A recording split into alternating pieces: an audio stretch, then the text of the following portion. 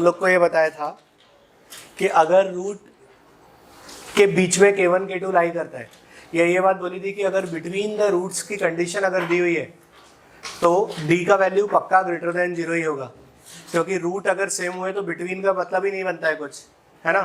तो जब d greater than 0 होता है, समझो मेरी बात को, जब d का वैल्यू क्या हो, ग्रेटर देन 0 हो, है ना, तभी रूट डिफरेंट होंगे, अदरवाइज नहीं तो क्या होंगे, सेम। ठीक, तो आपको बिटवीन द रूट की अगर बात करनी है तो d शुड भी क्या होगा, ग्रेटर देन 0। d क्या होना चाहिए, ग्रेटर देन 0। ठीक है, यहाँ पे ये वाला पॉइंट क्या होगा, अल्फा, ये वाला पॉइंट क्या होगा, बीटा। करेक्ट, इस वाले पॉइंट के कोऑर्डिनेट्स क्या है, -b/2a, -d/4a, राइट। यहाँ पे ये वाला पॉइंट क्या आएगा, a greater than 0, d greater than 0। अब मुझे ये बताओ कि k1 और k2 कहाँ होना चाहिए, k1 और k2 कहाँ होना चाहिए, बिटवीन द रूट्स, मतलब अल्फा और बीटा के बीच में k1 k2 होना चाहिए। तो ये वाला पॉइंट क्या होगा, k1, है ना। तो यहाँ पे ये वाला पॉइंट क्या होगा, fk1, राइट। ये वाला पॉइंट क्या है, k2। तो ये वाले पॉइंट के कोऑर्डिनेट्स क्या होंगे, ये वाला पॉइंट क्या होगा, fk2। करेक्ट, क्योंकि अगर मैं ऊपर परपेंडिकुलर ड्रॉ करता तो कभी नहीं मिलता ये, तो क्योंकि ग्राफ तो ऐसे चलता है ना, समझ रहे हो। तो इसको नीचे डाउन परपेंडिकुलर ड्रॉ किया तो अपने आप इक्वेशन मिल गया। क्लियर है, क्लियर है, ये बात समझ में आ गई। सो फर्स्ट सिचुएशन तुम्हारे सामने है d ग्रेटर देन 0 की, फर्स्ट सिचुएशन तुम्हारे सामने है d ग्रेटर देन 0 की। Second situation a f of k1, a f of k1, ध्यान से देखो, a क्या है, greater than 0, correct. f of k1 क्या है, लेस देन 0, क्योंकि x एक्सिस के नीचे है वो, तो f of k1 less than 0, a greater than 0, so there multiplication is also negative, मतलब less than 0। Same as a f of k2, a f of k2 वो भी क्या आएगा, लेस देन 0। ये कंडीशन आ गया। if k1 k2 lies between the roots, if k1 k2 lies between the roots, हमेशा याद रखो, फिर से बोल रहा हूँ, जब भी बिटवीन वर्ड आया, बिटवीन द रूट वाला सिचुएशन आया, उस केस में d कभी भी इक्वल टू 0 हो ही नहीं सकता, क्योंकि बिटवीन कब आएगा, जब रूट डिफरेंट होंगे, तभी तो बीच में कोई वैल्यू पुट कर पाओगे, अदरवाइज कर पाएंगे क्या, नहीं। इसलिए ये 3 सिचुएशन से हम नेक्स्ट वाला क्वेश्चन को सॉल्व करेंगे। ये क्लियर हुआ, ये क्लियर हुआ, ओके। कॉपी मार लो इसको, फिर इसके बेसिस का क्वेश्चन करते हैं। क्वेश्चन ने बोला find the value of a for which one root is smaller than 1 and other is greater than 2। सोचो, एक रूट 1 से छोटा है, राइट, मतलब अल्फा अगर मैं कंसिडर करूं तो वो 1 से छोटा है, मतलब अल्फा की राइट हैंड साइड पे 1 आना चाहिए, और दूसरा क्या है, 2 से बड़ा है, मतलब बीटा की लेफ्ट हैंड साइड पे 2 आना चाहिए, करेक्ट। अच्छा, दोनों रूट का अलग अलग सिचुएशन दिया है तो इक्वल टू 0 तो हो नहीं सकता, इक्वल टू 0 पॉसिबल है क्या, है ना। तो इसके लिए सिचुएशन क्या होगा, d ग्रेटर देन 0, करेक्ट ना। तो मैंने d ग्रेटर देन 0 बनाया, जरा ध्यान से, हाँ बच्चों, d ग्रेटर देन 0। ये वाला पॉइंट क्या है, अल्फा, ये वाला पॉइंट क्या है, बीटा। उसने क्या बोला, अच्छा यहाँ तो ये तो क्लियर कट समझ में आ रहा है ना, a ग्रेटर देन 0 है, d ग्रेटर देन 0 है, इस पॉइंट के कोऑर्डिनेट है -b/2a, -d/4a, राइट। अब क्वेश्चन का सिचुएशन कैसा है कि 1 root is greater than 2 and second root is less than 1। So suppose मैंने यहाँ अल्फा कंसिडर किया, तो 1 should be on right hand side of alpha, ऐसा ही होना चाहिए ना। तो 1 कहाँ, ये अल्फा है, अल्फा की राइट हैंड साइड पे, मतलब यहाँ कहीं 1 होना चाहिए, तो 1 यहाँ पे है, तो ये वाला पॉइंट क्या हो जाएगा, f of 1, and other is greater than 2, other is greater than 2, तो ग्रेटर देन 2, तो 2 राइट इसकी लेफ्ट हैंड साइड पे होना चाहिए, तो if it is 2, so this should be f of 2, correct. तो क्या ये वही सिचुएशन बन गया, if 1, 2 lies between the roots, जो इससे पहले सिचुएशन पढ़ाया था, क्या आ गया वो, if 1, 2 lies between the roots, है ना। अब ऑफकोर्स एक डायग्राम बना है तो अंडरस्टूड सी बात है कि फार्मूला तो d ग्रेटर देन 0 बनेगा। अब तुम ध्यान से देखो, यहाँ पे एक्स स्क्वायर का कोएफिशिएंट क्या है, a माइनस 5 दिख रहा है, a माइनस 5, तो हम क्या लिखेंगे, a minus 5 f of 1, a is greater than 0, ये वाला कंडीशन ग्रेटर देन 0 होना पड़ेगा ना, करेक्ट। तो a माइनस 5 f ऑफ 1 क्या आना चाहिए, लेस देन 0, है ना। फिर a माइनस 5 f ऑफ 2 भी क्या आना चाहिए, लेस देन 0, एंड इसके साथ a minus 5 is also greater than 0। ऐसा मैंने क्यों किया, क्योंकि अगर मैं इसको ग्रेटर देन 0 नहीं लिखता, राइट, तो फिर ये नेगेटिव आ जाता। अगर ये लेस देन 0 होता तो ये क्या होता, नेगेटिव। तो ग्राफ फिर कैसे बनता, ओपन डाउनवर्ड। अगर ये वाला टर्म नेगेटिव होता, एक्स स्क्वायर का कोएफिशिएंट अगर नेगेटिव होता, तो ग्राफ कैसे बनता, ओपन डाउनवर्ड। बट मैंने कैसे बनाया है, ओपन अपवर्ड। ओपन अपवर्ड बनाने का सिर्फ एक ही सिचुएशन है, coefficient of x square should be greater than 0, understood. इसलिए मैंने इसको भी साथ में लेकर गया। Is this clear. इस सिचुएशंस को अप्लाई करो और आंसर लाकर बताओ। If both the roots lies between k1 comma k2, suppose consider करो ऐसे, इस क्वेश्चन को कैसे क्रैक करेंगे समझना इस कंडीशन को। सपोज कंसिडर किया k1 है 2, राइट, k2 है 10, है ना, इनके बीच में रूट लाई करते हैं, करेक्ट है। तो रूट कैन बी 3 3, 4 4, 5 5, 6 6, मतलब root can be same, correct, and root can be 3 4, 4 5, 6 7, whatever, है ना, means root can be different also. So there will be 2 diagram, one is for equal to 0, second is for greater than 0। Situation समझ में आ रहा है। तो d equal to 0 का diagram बनाएंगे तो वो समथिंग कुछ ऐसा बनेगा, राइट। d ग्रेटर देन 0 का डायग्राम कुछ ऐसा बनेगा। तो ये क्या आया, a greater than 0, d equal to 0, correct. ये भी क्या आएगा, a greater than 0, d greater than 0। इस पॉइंट के coordinate alpha, this is beta, right. यहाँ पे ये वाला कोऑर्डिनेट क्या है, minus b by 2a comma minus d by 4a, है ना, करेक्ट। अब मुझे सिर्फ ये बताओ k1 k2 कहाँ होगा, k1 k2 कहाँ होगा, मतलब अल्फा बीटा दोनों को बाउंड करना है, तो अल्फा के लेफ्ट में और बीटा के राइट में, करेक्ट। तो यहाँ पे आपने लिखा k1, तो इस पॉइंट के कोऑर्डिनेट क्या होंगे, f ऑफ k1, ये होगा k2, तो ये वाला पॉइंट क्या होगा, f of k2, correct. Similarly यहाँ पे मैंने k1 लिखा, तो ये वाला पॉइंट क्या हो जाएगा, f of k1, right. If this is k2, सो ये वाला पॉइंट क्या होगा, f ऑफ k2, है ना। तो फर्स्ट सिचुएशन डबल डायग्राम है, इसलिए d greater than equal to 0 आएगा इस बार, है ना। सेकेंड सिचुएशन देखो, a f of k1, a f of k1, a f of k1 मतलब देखो a पॉजिटिव है, f ऑफ k1 भी अबव द एक्स एक्सिस है, इसलिए वो भी पॉजिटिव होगा, है ना। तो दोनों का मल्टीप्लाई भी क्या होगा, ग्रेटर देन 0। थर्ड सिचुएशन आएगा a f ऑफ k2, है ना, that is also greater than 0। And the fourth situation will be k1 lies, I mean minus b by 2a lies between k1 comma k2। मानते हो ये बात, minus b by 2a k1 comma k2 के बीच में लाई करेगा, because ये वाले point का कोऑर्डिनेट क्या आएगा, minus b by 2a comma 0। तो k1 k2 के बीच में क्या आ रहा है, minus b by 2a। Clear है। तो ये 4 सिचुएशन से अब हम नेक्स्ट वाला क्वेश्चन को सॉल्व करेंगे। ये क्लियर कट समझ में आया। ये सिचुएशन कैसा है, if both the roots lies between k1 comma k2, correct. Copy मारो। सो क्वेश्चन कैसे है, आपको a का वैल्यू फाइंड आउट करना है, जबकि both the roots lies between -1, 1, मतलब set of value of a for which both the root of this equation lies in the interval -1, 1।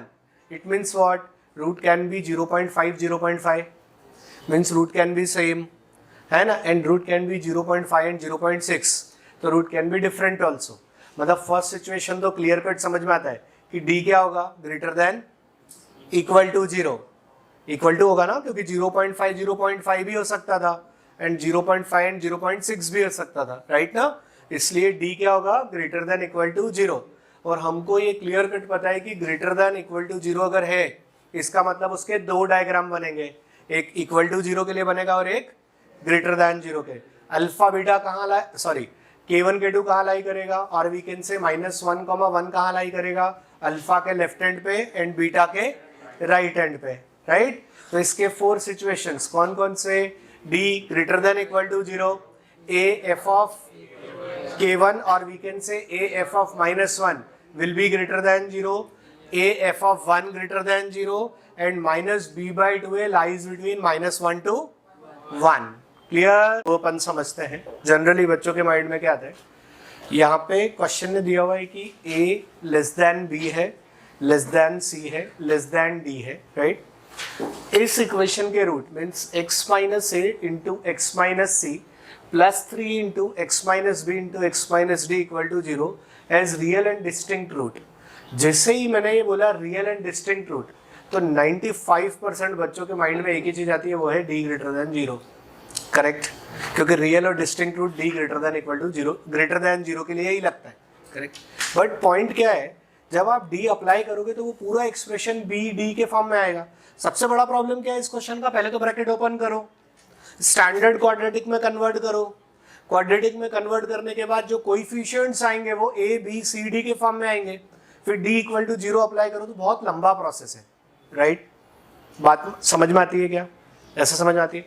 तो जो मैंने अभी थोड़ी देर पहले एक्सप्लेन किया था कि मैं पॉजिटिव से जंप मारूं नेगेटिव की साइड या नेगेटिव से जंप मारूं पॉजिटिव की साइड, तो बीच में 0 आता है, और 0 कौन दिखाता है, वो है रूट्स, करेक्ट करेक्ट। तो इस क्वेश्चन को डील करने के लिए हमारे पास जो ट्रिक है, या कॉमन सेंस की बात कह सकता हूं मैं, वो कैसे यूज होगा वो समझना बात को, ठीक है। तो जैसे मैंने कहा fx इक्वल टू है x minus a x minus c plus 3 into x minus b and x minus d, correct, ये दिया हुआ है। मैं first of all f of a find out करता हूँ, मेरी बात को ध्यान से समझना। मैंने f of a find out किया, करेक्ट।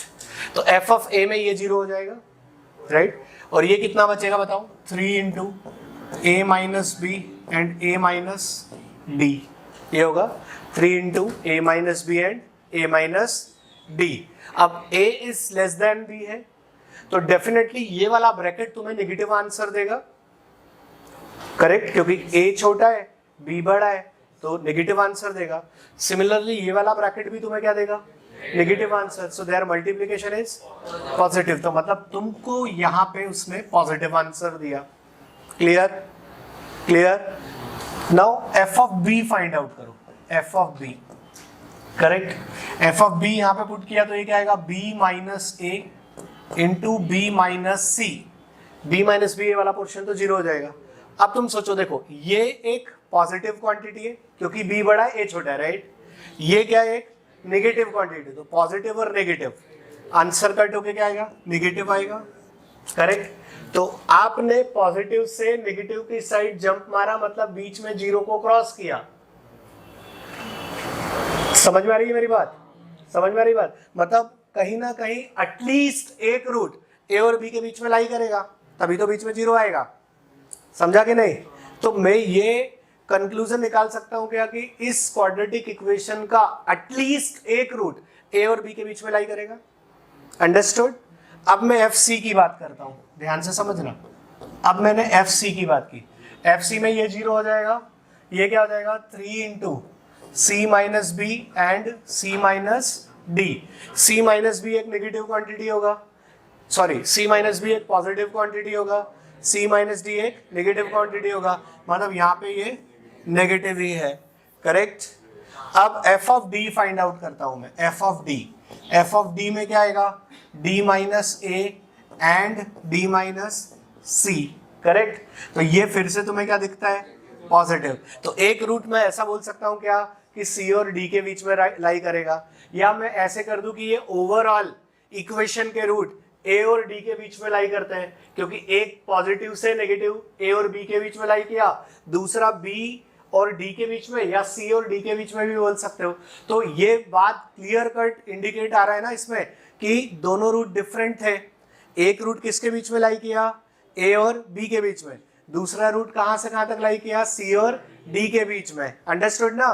तो अगर मैं इसका डायग्राम बनाऊं तो यहां से पॉजिटिव से स्टार्ट किया, नेगेटिव की साइड जंप मारा और नेगेटिव से वापस पॉजिटिव की साइड जंप मारा, तो दो रूट दिखते हैं ना, दिखे या नहीं? पॉजिटिव से जंप मारा नेगेटिव की साइड, नेगेटिव से जंप मारा पॉजिटिव की साइड, बीच में दो बार जीरो आया, दो बार जीरो आया मतलब दो डिफरेंट रूट्स दिखाए, दो डिफरेंट रूट दिखाए, इसलिए बात हमारी जस्टिफाई हो गई कि रूट्स रियल एंड इक्वल नहीं डिस्टिंक्ट। गरीबों क्लियर? कॉन्सेप्ट समझ में आया? अच्छे से ऊपर से गया, समझा? तो कितना बड़ा कैलकुलेशन बच गया ये वैल्यू पुट करके चेक करने में। और बात कॉमन सेंस की थी, बात कॉमन सेंस की थी। आप पॉजिटिव से जंप मारोगे नेगेटिव तो बीच में जीरो आना ही है। अंडरस्टूड? अंडरस्टूड? अब ये actually directly location of roots का क्वेश्चन नहीं है, मतलब जो हमने 6 कंडीशंस अभी तक पढ़े हैं लोकेशन ऑफ रूट्स के, उसके बेसिस का नहीं है, बट थॉट प्रोसेस वहीं से लेकर आना पड़ेगा। समझने की कोशिश करो। अल्फा लाई करता है 1 और 2 के बीच में, बीटा लाई करता है 2,3 के बीच में, तो ऑफकोर्स रूट सेम तो नहीं हो सकते, तो डायग्राम तो एक ही बनाना पड़ेगा, है ना? तो एक डायग्राम बनाएंगे तो हम क्या लिखेंगे? ये आ गया, राइट? यहाँ पे ये वाला पॉइंट आ गया अल्फा, ये वाला पॉइंट आ गया बीटा, राइट? उससे बोला अल्फा 1 और 2 के बीच में लाई करता है, अल्फा लाइज बिटवीन 1,2, सो 1 मुझे यहाँ लिखना पड़ेगा, और ये वाला पॉइंट क्या हो जाएगा? f of 1, right? यहाँ पे ये वाला पॉइंट क्या है? 2, तो ये वाला पॉइंट क्या होगा? f of 2, and beta lies between 2,3, तो यहाँ 3 लिखना पड़ेगा, f ऑफ 3, समझा? f of 1, alpha lies between 1,2 दिखता है, बीटा लाइज बिटवीन 2,3 ये भी दिखता है। क्लियर? क्लियर है ना? अब मेरी बात को समझो, इस सिचुएशन के अकॉर्डिंग आपको क्या लिखना है? पहला, फर्स्ट सिचुएशन है a f ऑफ 1, a कितना है? 4, f ऑफ 1 क्या आना चाहिए? f ऑफ 1 x एक्सिस के ऊपर है, x एक्सिस के ऊपर होता है पॉजिटिव, तो आप a f of 1 greater than 0, तो 4 को तो डायरेक्टली हटा ही सकते हो क्योंकि 0/4 0 ही हो जाएगा, है ना? तो f ऑफ 1 क्या आना चाहिए? Greater than 0, f of 1 greater than 0। Second situation क्या होगी? f ऑफ 2, f ऑफ 2 क्या होगा? f ऑफ 2 कितना होगा? Less than 0। f of 3, f of 3 कितना होगा? ग्रेटर देन 0, है ना? क्योंकि यहाँ पे ये पॉजिटिव है, ये पॉजिटिव है, और ये वाला क्या है? नेगेटिव है। क्लियर? अप्लाई करते हैं अपन। f of 1 greater than 0, f of 1 मतलब x की प्लेस में मुझे क्या पुट करना पड़ेगा? 1, तो ये कितना होगा? 4 - 16 प्लस c, है ना? तो 4 - 16 प्लस c ग्रेटर देन 0, तो c ग्रेटर देन कितना आ रहा है? 12, करेक्ट? c ग्रेटर देन कितना आया? 12। अब f of 2 will be less than 0, 2 यहाँ पुट किया तो 4 × 2 स्क्वायर इज 4, राइट? माइनस 16 2 जा 32, नेक्स्ट स्टेप पे लिख दूंगा, प्लस c लेस देन कितना आया? 0, तो 16 - 32 - 16, इधर आगे क्या आ जाएगा? प्लस 16, तो c लेस देन कितना आ गया? 16, c लेस देन 16। अब f ऑफ 3 ग्रेटर देन 0, 3 लिखा तो 3 स्क्वायर 9, 9 4 जा कितना होता है? 36, मैं लिख देता हूँ यहाँ पे f ऑफ 3 ग्रेटर देन 0, तो 9 4 जा कितना हो गया? 36 minus 48 plus c greater than 0, तो ये कितना होगा? -16, तो ग्रेटर देन कितना? ये 12 आ गया। अब समझो बात को, इतना क्लियर है ना सबको? अब सबको हम कंबाइन करते हैं यहाँ पे, दिस इज -∞, दिस इज +∞, ये पॉइंट क्या आएगा? 12, ये क्या आएगा? 16, है ना? c ग्रेटर देन 12 मतलब 12 to ∞ वाला पॉइंट आ गया। सेकंड वाला, इसमें भी c ग्रेटर देन 12 है, और वहां क्या है? c लेस देन, प्रॉब्लम क्या है? आपके पास एक इक्वेशन है ना, जिसके 4 रूट है, ऑफ कोर्स क्योंकि बाई क्वाड्रेटिक इक्वेशन है, बट c और d नहीं पता। अगर मैं उसको सॉल्व करने जाऊं भी तो आंसर c और d के फॉर्म में ही आएगा, मानते हो ये बात, है ना? तो ये क्वेश्चन जैसा दिखता है वैसा है नहीं है, तो इसके लिए तुमको थोड़ा नया कहानी सुनना पड़ेगा मेरे साथ, उसके बाद इस क्वेश्चन को हम डील करेंगे। अंडरस्टूड? तो वो कहानी क्या है वो समझना, ठीक है? अभी सपोज मैंने कंसिडर किया कि a, b, c are in AP, AP समझते हो, arithmetic progression, a comma b comma c are in AP, ये दिया हुआ है। तो तुमको पता है कि अगर कोई 3 टर्म एपी में तो उसके कॉमन डिफरेंस सेम होते हैं, पढ़ा है ना। तो कॉमन डिफरेंस सेम होगा तो b minus a equal to कितना आएगा, c माइनस बी। इस b को इधर शिफ्ट किया तो 2b इक्वल टू कितना आया, a प्लस सी। तो b इक्वल टू कितना आएगा, a प्लस सी बाई 2, है ना। तो मैं इसको क्या बोलूंगा पता है, इसको बोलते हैं हम अरिथमेटिक मीन। क्या बोलते हैं इसको, arithmetic mean. Arithmetic mean of 2 number which is a and c is a plus c by 2। अगर 3 नंबर का अरिथमेटिक मीन निकालना होता तो मुझे बोलना पड़ता a plus b plus c by 3। अगर 4 नंबर का अरिथमेटिक मीन निकालना है तो हम क्या बोलेंगे, a plus b plus c plus d by 4। Correct, ये बात समझ में आती है। सेकंड, अब ये फर्स्ट सिचुएशन था, अब कनेक्ट कैसे करूंगा जरा ध्यान से देखना। सेकंड सिचुएशन है, if a comma b comma c are in GP, GP मतलब geometric progression, a comma b comma c comma a comma b comma c are in GP. तो जब भी जीपी होता है ना तो कॉमन रेशियो सेम होता है। क्या होता है, कॉमन रेशियो। तो कॉमन रेशियो क्या है, b by a equal to c by b. So b square is equal to क्या आया, ए सी, राइट। तो b इक्वल टू कितना आया, square root of a c. तो इसको हम क्या बोलते हैं, ज्योमेट्रिक मीन। क्या बोलते हैं इसको, ज्योमेट्रिक मीन। अगर 2 नंबर का ज्योमेट्रिक मीन निकालना है तो ए सी रेस टू 1/2। 3 नंबर का ज्योमेट्रिक मीन निकालना है तो a b c raise to 1/3। 4 नंबर का ज्योमेट्रिक मीन निकालना है तो a b c d raise to कितना होगा, 1/4। तो एक नया कॉन्सेप्ट आता है यहाँ से, वो है कि arithmetic mean is greater than equal to geometric mean. पहले हम इसको प्रूव करते हैं, फिर मैं इसको क्वेश्चन में कनेक्ट करूंगा, जरा ध्यान से देखना। Arithmetic mean of 2 number is, क्या मैं ऐसा बोल सकता हूँ, अरिथमेटिक मीन अभी निकाला मैंने, a plus c by 2। Geometric mean क्या आया, square root of a c. इस 2 का अगर मैं यहाँ मल्टीप्लाई कर दूं तो a plus c greater than 2 square root of a c आ जाएगा। क्या इस a को क्या मैं रूट a का होल स्क्वायर लिख सकता हूँ, इस c को क्या मैं रूट c का होल स्क्वायर लिख सकता हूँ, right. -2 under root of a under root of c greater than equal to 0 आ सकता है। तो ये किसका फार्मूला बन गया, a square plus B square minus 2ab। तो इसका फार्मूला क्या था, under root of a minus under root of c whole square greater than equal to 0। अब होल स्क्वायर क्वांटिटी है ना, मतलब पॉजिटिव क्वांटिटी है। पॉजिटिव क्वांटिटी है इसका मतलब आपने कोई बड़े नंबर में से किसी छोटे नंबर को डिवाइड किया होगा, तभी तो आंसर पॉजिटिव आया। करेक्ट है। इक्वल टू 0 कब आता, जब अंडर रूट ए का वैल्यू अंडर रूट सी के इक्वल होता, क्योंकि अगर यहाँ सी की प्लेस पे ए रखूंगा तभी तो 0 मिलेगा ना। तो मैंने अगर अंडर रूट ए का वैल्यू अंडर रूट सी के इक्वल रखा तो मेरा काम होगा, मतलब वो इक्वल टू 0 आएगा। अदरवाइज ऑलवेज क्या आएगा, ग्रेटर देन 0। करेक्ट ना। तो अगर a इक्वल टू सी है मतलब ये क्या आ गया, a इक्वल टू सी। मतलब मैं ऐसा बोल दूं कि अरिथमेटिक मीन का वैल्यू, ध्यान से सुनना, अरिथमेटिक मीन ज्योमेट्रिक मीन के इक्वल तब होगा जब सारा डेटा या a इक्वल टू सी होगा। अगर मान लो 4 नंबर के अरिथमेटिक मीन का वैल्यू, समझना मेरी बात, मान लो मैंने एक एग्जांपल देता हूं मैं, मान लो मेरे पास 4 नंबर है a b c and d, right, है ना। तो इसका अरिथमेटिक मीन क्या आएगा, a plus b plus c plus d by कितना 4। और ज्योमेट्रिक मीन क्या आएगा, a b c d to the power 1/4। अगर ये अरिथमेटिक मीन है, राइट, और ये क्या है, ज्योमेट्रिक मीन। अगर मैं ऐसा बोलूं कि if arithmetic mean is equal to geometric mean, what does it mean, कि ये सारे डेटा सेम होने चाहिए। यहां से मैंने प्रूव किया है, इसका मतलब क्या हो गया, a equal to b equal to c equal to d होना चाहिए। If arithmetic mean equal to geometric mean है तो a equal to b equal to c equal to d होना चाहिए, मतलब सारा डेटा क्या होना चाहिए, सेम। बात क्लियर कट समझ में आती है। अब इसको हम क्वेश्चन में कैसे कनेक्ट करते हैं, जरा ध्यान से समझने की कोशिश करना। क्लियर। अब इसको हम कैसे यूज करेंगे, जरा ध्यान से समझना।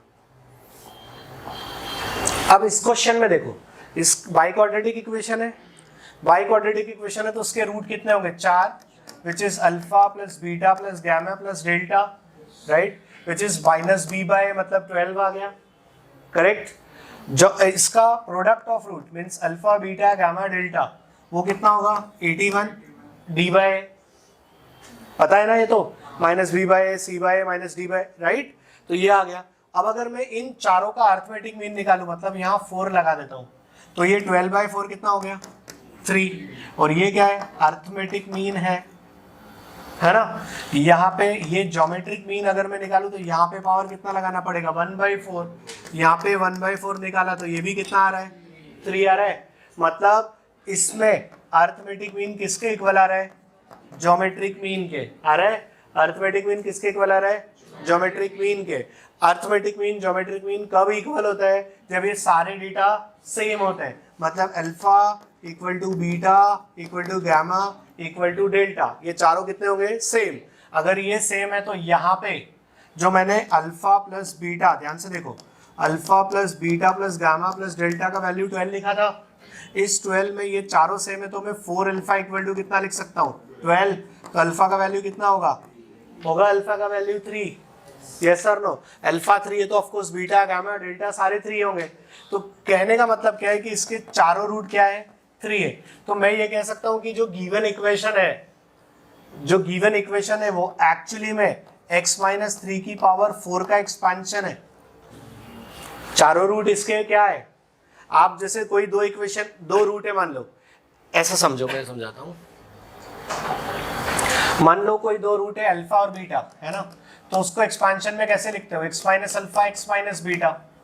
किसी क्वाड्रेटिक इक्वेशन मान लिया ax square plus bx plus c के दो रूट है अल्फा एंड बीटा, तो फैक्टर फॉर्म में कैसे लिखते हो x minus alpha x minus beta.